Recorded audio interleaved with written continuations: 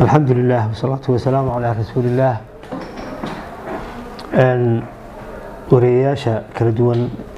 شرفت لوان سلامية. هذا الله كوبان بان هذا كتشديد هنا وانت بدن كسابسن نبت قريدا يحسلون ذا يأمنك ودهان دلك قارهان قبلك مرود الشيخ.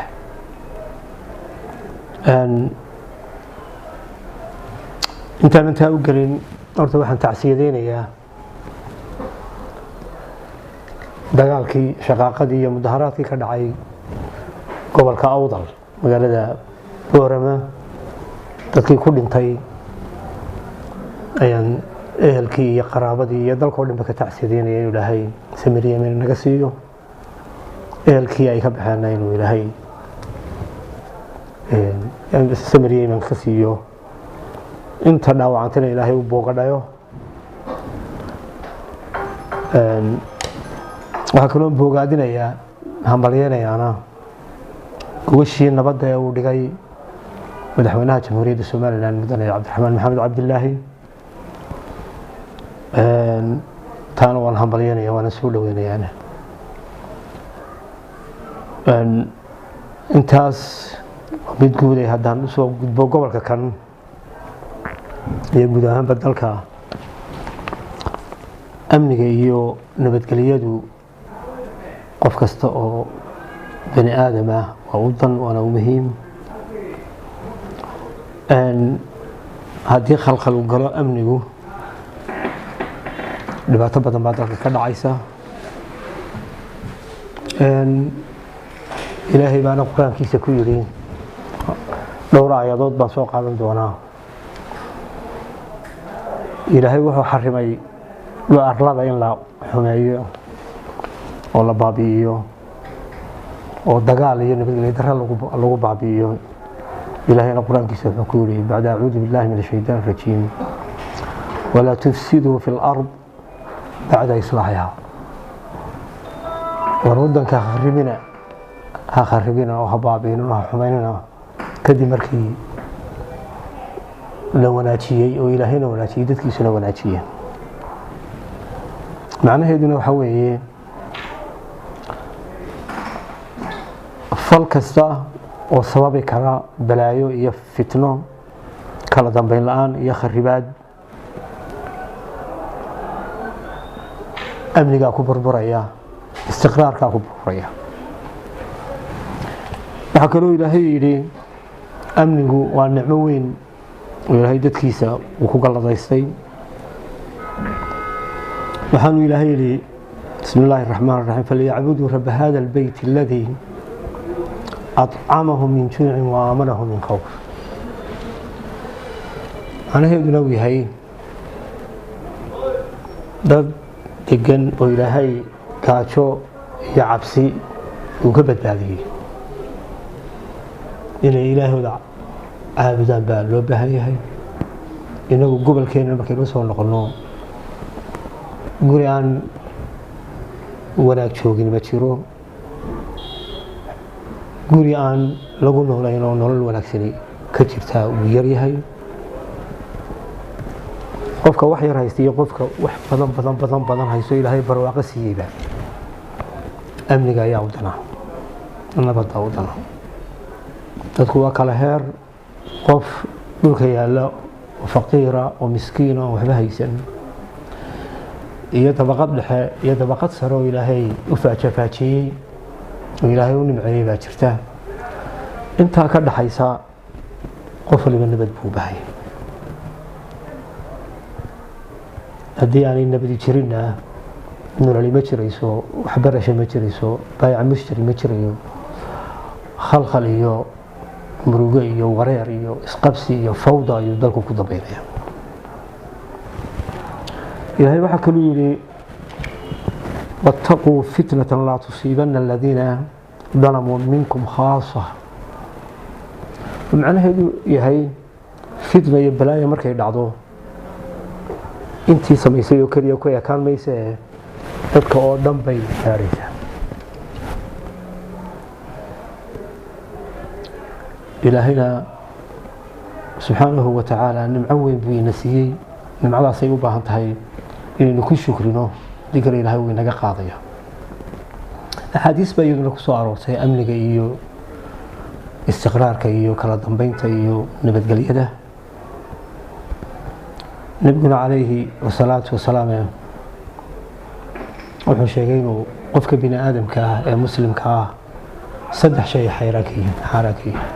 qofka dhiiggiisa la daadiyo qofka xoolihiisa in la dhaco qofka sharaftiisa in meel lagaga dhaco waxaanu nabigu calayhi salaatu wasalaam kula almuslimi cala almuslimi xaraamun damuhu wa maaluhu wa cirduhu inagoo caynkaasa beryaha kan dambe waxaa soo baxaya in aynu miidiyaha isu soo fadhiisano inaynu baraha bulshada aynu iska ka yootano laysduro oo layscaayo laysaflagaadeeyo qof walba sharaftiisa dad badan sharaftooda meel lagaga dhaco madaxdii la caayo salaadiintii la caayo ningarboodkii la caayo waxyaabaha noocaasina dhaqan baynu dhahaan jirnayo dhaqankeenii soo jireenka ee reer waqooyiga lagu yaqiinay reer somaliland lagu yaqiinay maynu lahaan jirin dad iscaayo sharafta iyo karaamada iska qaada salaadiintu gaar ahaan beryahan dambe ayay bilaabeen inay si walba u wada hadlaan salaadiintii hore ee soo jireenka ahayd waxay ahaan jireen salaadiin nabadda ka shaqeeyo nabadda ku suntan walaalnimada ku suntan wadajirka ku suntan dadka isu keena dad waxay ahaan jireen afgaaban oo dhaqan wanaagsan oo mirgalahoo haybad iyo sharaf leh ayay ahaan jireen dad marka ay weligood colaado may hurin jirin afxumada may aqoon iminka waxaa soo baxay dad kooban salaadiintoo dhan ma wada aha laakiin dad kooban oo tiradooda aada u yartahay oo salaadiin ah oo taaganuun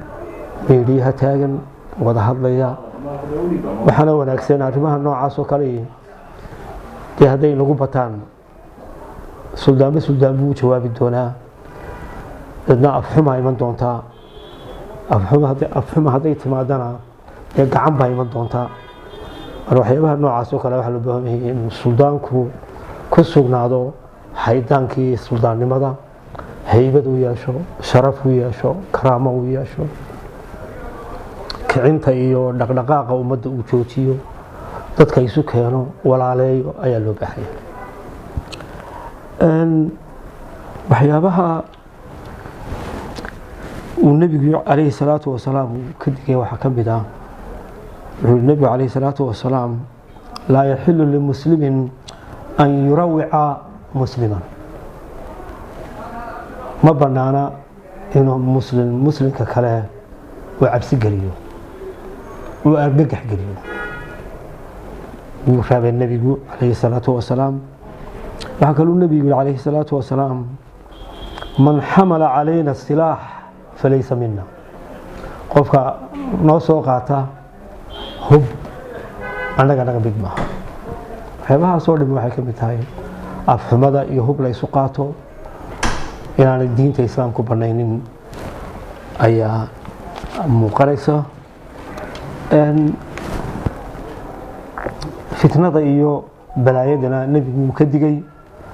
oo wuxuu ihi nebigu calayhi salaatu wasalaam alfitnatu naa'imatun lacanaha allaahu man ayqadaha fitnada iyo balaayadu way hurdaayeen qofka toosiya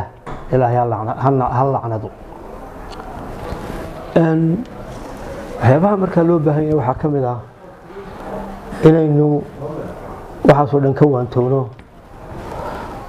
in culimaduna doorkooda qaadato culimadu way fiican yihiin doorkooda way qaataan way hadlaan inay xoogga saaraan inay nabadda kala shaqeeyaan dowladda bulshada kala shaqeeya waxaa kaloo loo baahan yahay oo iyagana loo baahan yahay inay iyaguna hawl galaan oo ay doorkooda qaataan aqoon-yahanada iyo qalinleyda waxaa loo baahan yahay oo kale in dadka abwaanada ah ee murtiyaqaanka murtadooda iyo suugaantooda iyaguna ay uga adeegaan inay nooleeyaan nabadda oo nabadda ka shaqeeyaan amniga ka shaqeeyaan gabayadooda iyo heesahooda ku soo bandhigaan in amniga laga wada shaqeeyo in wadajirka laga wada shaqeeyo waxa abwaanada iyo hal abuurkuba ku habboon inay nooleeyaan suugaanteennii inay nooleeyaan afkeennan sii dabar go-aya inay diiwaanka barayaasha lagaga hadlayo macallimiinta inay ammaanaan gabayo macallimiinta ka hadlaya abuuraan gabayo wadaniyadda ka hadlaya abuuraan gabayo horumarka ka hadlaya abuuraan oo ay hal abuurkooda kaga qayb qaataan nabadda iyo nabadgelyada